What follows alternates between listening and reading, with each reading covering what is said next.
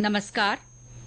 आकाशवाणी जयपुर अजमेर से प्रस्तुत हैं प्रादेशिक समाचार।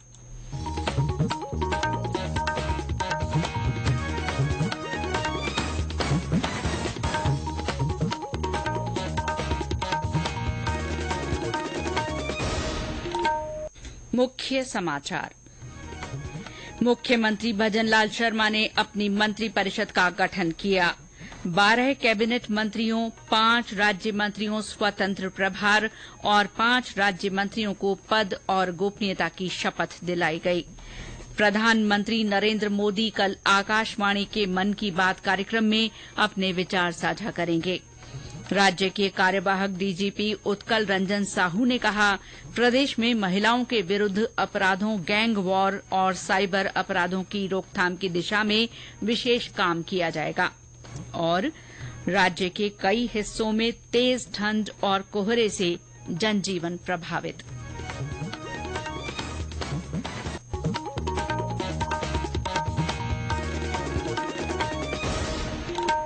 समाचारों के साथ मैं शीला चावला और अब समाचार विस्तार से।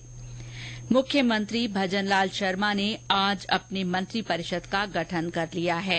राज्यपाल कलराज मिश्र ने राजभवन में आयोजित समारोह में 12 कैबिनेट मंत्रियों, 5 राज्य मंत्रियों स्वतंत्र प्रभार और 5 राज्य मंत्रियों को पद और गोपनीयता की शपथ दिलाई। आज जिन विधायकों ने कैबिनेट मंत्री के रूप में शपथ ली, उनमें डॉक्टर किरोड़ी लाल मीणा, गजेंद्र सिंह खींवसर, राज्यवर्धन सिंह राठौड़, बाबूलाल खराड़ी, मदन दिलावर, जोगाराम पटेल, सुरेश सिंह रावत, अविनाश गहलोत, जोराराम कुमावत, हेमंत मीणा, कन्हैयालाल चौधरी और सुमित गोदारा शामिल हैं। संजय शर्मा, गौतम कुमार दख, झाबर सिंह खर्रा, सुरेंद्र पाल सिंह टीटी और हीरालाल नागर ने राज्य मंत्री स्वतंत्र प्रभार के रूप में शपथ ली है। वहीं ओटाराम देवासी, डॉक्टर मंजू बाघमार, विजय सिंह चौधरी, कृष्ण कुमार बिश्नोई और जवाहर सिंह बेढ़म को राज्य मंत्री के रूप में शपथ दिलाई गई। आज स्वतंत्र प्रभार वाले राज्य मंत्री के रूप में शपथ लेने वाले सुरेंद्र पाल सिंह टीटी अभी विधायक नहीं हैं। राज्य मंत्रिमंडल में अब मुख्यमंत्री और 2 उप मुख्यमंत्रियों समेत मंत्रियों की संख्या 25 हो गई है। हमारे संवाददाता ने बताया कि मंत्रिपरिषद में नए चेहरों की संख्या अधिक है। राज्य मंत्रिपरिषद में 6 अनुभवी और 16 नए चेहरे शामिल किए गए हैं। आज मंत्रिपरिषद में शामिल हुए विधायकों में केवल 1 महिला को जगह मिल पाई है। मंत्रिपरिषद में सभी संभागों, वर्गों और युवाओं को उचित प्रतिनिधित्व देने का प्रयास किया गया है। अभी मंत्रियों को विभागों का बंटवारा नहीं किया गया है। राज्य में अधिकतम 30 मंत्री बनाए जा सकते हैं। ऐसे में 5 मंत्रियों को अभी भी मंत्रिपरिषद में जगह मिलने की गुंजाइश है। माना जा रहा है कि लोकसभा चुनाव के बाद एक बार फिर मंत्रिमंडल का विस्तार किया जाएगा। जितेंद्र द्विवेदी, आकाशवाणी समाचार, जयपुर। शपथ ग्रहण समारोह के बाद कैबिनेट मंत्री डॉक्टर किरोड़ी लाल मीणा ने कहा कि राज्य में अपराध और भ्रष्टाचार पर लगाम लगाई जाएगी। सभी किसान हो, जवान हो, जो मैंडेट दिया है भारतीय जनता पार्टी के लिए, तो सबकी सेवा करेंगे। अपराध को नियंत्रित करेंगे, भ्रष्टाचार को नियंत्रित करेंगे, पेपर लीक नहीं हो, इसको भी सुनिश्चित करेंगे। वहीं केंद्र से राज्य की राजनीति में आए कर्नल राज्यवर्धन राठौड़ ने कैबिनेट मंत्री के रूप में शपथ लेने के बाद मीडिया से बातचीत में कहा कि पार्टी के संकल्प पत्र को पूरी तरह से लागू कर आम जन को राहत दी जाएगी। राजस्थान का ये जो डायरेक्ट सेवा करने का जो मुझे अवसर प्राप्त हुआ है, उसके लिए मैं यकीन दिलाता हूं कि अगले 5 साल राजस्थान के मेरे डिपार्टमेंट का एक भाई जनता की सेवा में लगेगा। राजस्थान के अंदर हम अपना जो संकल्प पत्र है उसको 100% पूरा करेंगे और लगातार जो सरकार है वो जनता की सेवा में उपस्थित रहेगी। मैं मुख्यमंत्री जी के साथ मिलकर हर जिम्मेदारी जो मुझे दी जाएगी उसको पूरा करूंगा। साथ ही पार्टी के लिए, राजस्थान के एक व्यक्ति के लिए जो जिम्मेदारी होगी उसको पूरी तरह से निर्वहन करूंगा। प्रधानमंत्री नरेंद्र मोदी ने आज उत्तर प्रदेश में अयोध्या में महर्षि वाल्मीकि अंतर्राष्ट्रीय हवाई अड्डे का उद्घाटन किया। उन्होंने अयोध्या में 15,700 करोड़ रुपए लागत वाले विकास कार्यक्रमों का भी शुभारंभ किया। इससे पहले प्रधानमंत्री ने वंदे भारत और अमृत भारत विशेष रेलगाड़ियों को रवाना किया। श्री मोदी ने हवाई अड्डे से अयोध्या धाम रेलवे स्टेशन तक रोड शो भी किया। श्री मोदी ने पुनर्विकसित अयोध्या रेलवे स्टेशन का भी उद्घाटन किया। इसे अब अयोध्या धाम जंक्शन के नाम से जाना जाएगा। इस रेलवे स्टेशन पर अयोध्या के श्रीराम मंदिर के वास्तुशिल्प की छाप है और इसे 240 करोड़ रुपए से अधिक की लागत से विकसित किया गया है। प्रधानमंत्री नरेंद्र मोदी कल आकाशवाणी के मन की बात कार्यक्रम में अपने विचार साझा करेंगे।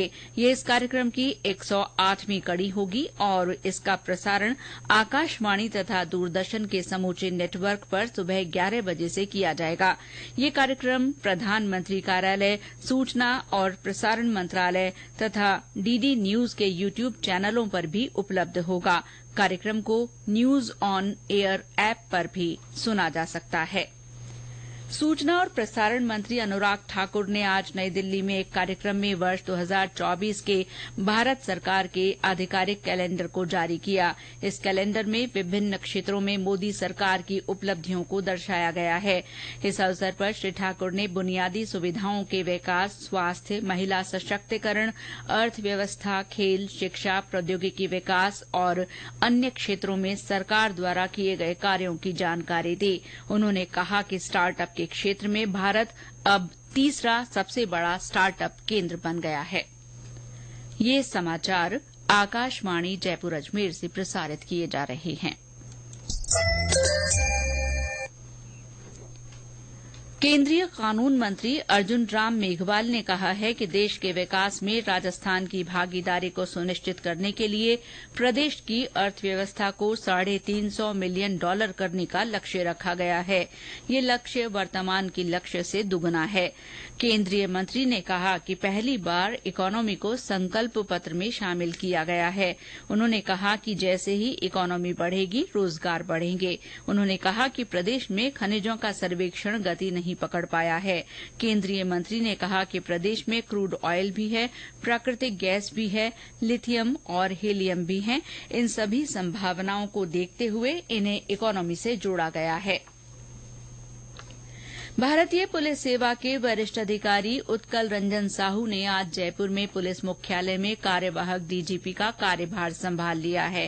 पदभार संभालने के बाद श्री साहू ने कहा कि राज्य सरकार के निर्देश और प्राथमिकताओं के आधार पर अपराध नियंत्रण पर विशेष ध्यान देने के साथ ही महिलाओं के विरुद्ध होने वाले अपराधों, गैंग वॉर और साइबर अपराधों की रोकथाम की दिशा में विशेष कार्य किया जाएगा।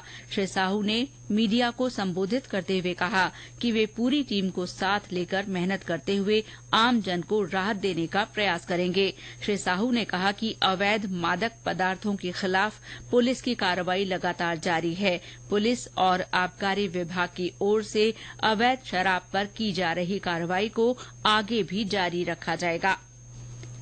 केंद्र सरकार द्वारा संचालित विभिन्न फ्लैगशिप योजनाओं के प्रभावी क्रियान्वयन की जानकारी आम जन तक पहुंचाने और योजनाओं का लाभ दिलवाने के उद्देश्य से विकसित भारत संकल्प यात्रा शिविरों में बड़ी संख्या में लोग शामिल हो रहे हैं।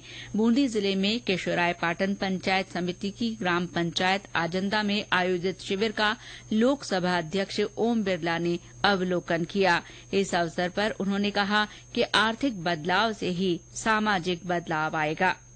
जालौर जिले के आईपुरा, वेदिया, डांगरा, एलाना, सुराणा, तिलोड़ा, साबीघर और पावली ग्राम पंचायतों में संकल्प यात्रा शिविर आयोजित हुए। जिला कलेक्टर निशांत जैन ने एलाना में आयोजित शिविर का अवलोकन किया। संकल्प यात्रा के तहत आज सांचौर जिले की ग्राम पंचायत करावड़ी, भादरूणा, बागोड़ा, धुम्बड़िया, आलड़ी, वणधर, मुखातरा, सिवाड़ा, सिपाहियों की ढाणी, खेजड़ीयाली में शिविर लगाए गए। इन शिविरों के माध्यम से विभिन्न योजनाओं की जानकारी आम जन को दी गई। साथ ही हेल्थ कैंप, सांस्कृतिक कार्यक्रम और ऑन स्पॉट क्विज का आयोजन हुआ। सवाई माधोपुर में लगे शिविर में एलईडी वैन के माध्यम से दिखाए जा रहे प्रधानमंत्री नरेंद्र मोदी के उद्बोधन को बड़ी संख्या में लोगों ने सुना। साथ ही ग्रामीणों को विकसित भारत की संकल्प दिलाई गई। नववर्ष के चलते इन दिनों रणथंभौर में देसी विदेशी पर्यटकों की भारी भीड़ है। पर्यटकों की भीड़ के कारण सफारी के अलावा रणथंभौर दुर्ग और त्रिनेत्र गणेश मंदिर में भी खासी चहल पहल है। उप वन संरक्षक प्रथम मोहित गुप्ता के आदेश के बाद आज से शेरपुर नाका गणेश धाम से रणथंभौर दुर्ग जाने वाले सभी निजी दुपहिया और चौपहिया वाहनों का प्रवेश रोक दिया गया है। रणथंभौर दुर्ग और त्रिनेत्र गणेश मंदिर जाने वाले दर्शनार्थियों के लिए पूर्व में चल रही टैक्सी गाड़ियों के अलावा वन विभाग की ओर से कैंटर की भी व्यवस्था की गई है। वन्य जीवों के साथ दुर्घटना की संभावना तथा मार्ग पर लगने वाले जाम को देखते हुए ये व्यवस्था 1 जनवरी तक के लिए लागू की गई है। सिरोही जिले के माउंट आबू में चल रहे शरद महोत्सव के दूसरे दिन आज रस्साकसी, रंगोली और बोट रेस प्रतियोगिताएं आयोजित की गईं। महोत्सव के तहत सांस्कृतिक कार्यक्रम भी आयोजित किए जा रहे हैं। इन कार्यक्रमों में पर्यटक और स्थानीय निवासी बढ़ चढ़कर हिस्सा ले रहे हैं। और अब मौसम। राज्य के कई हिस्सों में तेज ठंड और कोहरे से जनजीवन प्रभावित हो रहा है। मौसम विभाग के अनुसार अलवर, भरतपुर, जयपुर, झुंझुनू, कोटा, टोंक, चूरू, हनुमानगढ़ और श्रीगंगानगर में घने कोहरे के साथ तीखी ठंड के हालात रहे।